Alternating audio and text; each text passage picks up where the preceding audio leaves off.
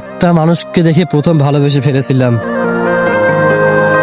সেদিন থেকে তাকে প্রথম মনে আমার এঁকেছিলাম। ভাবিনি কখনো সেই মানুষটাকে ভালোবেসে ফেলবো। প্রথমে ভালো লাগা, তারপরে ভালোবাসা, ভালোবাসা থেকে হলো জানেরই জান, সেই জানটাই হয়ে গেল আজ বেঈমান। আসলে সে কি বেঈমান না আমি নিজে বেঈমান, এই প্রশ্নের উত্তর মেলাতে পারি না। তবে তাকে ছাড়া আমি ভালো কখনো ছিলাম না। তাকে আমি বলেছিলাম, তাকে না দেখলে, তার সাথে কথা না বললে আমি একটি সেকেন্ডও থাকতে পারি না। এই কথাটাও তার ছিল না অজানা।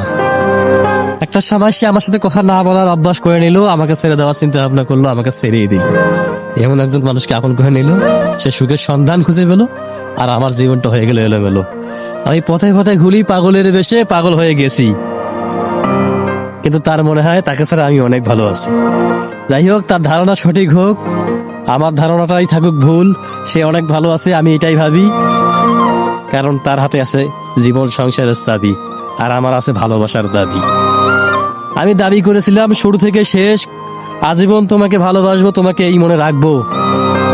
কিন্তু তুমি এই মনে আসো, তোমাকে ভালোবাসি, ঘৃণাও করি, দুটা নিয়ে থাকবো।